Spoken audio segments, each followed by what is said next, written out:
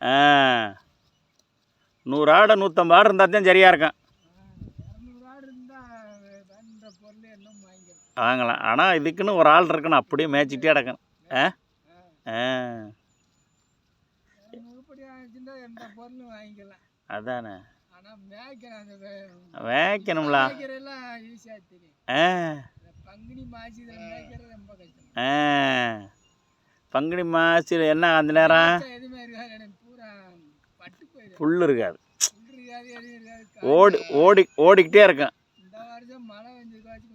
பரவாயில்ல.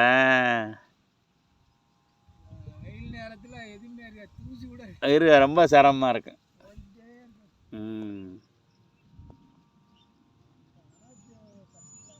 பார்த்துப்போ பாருங்க. ஆடு மேய்க்கிறாப்புல.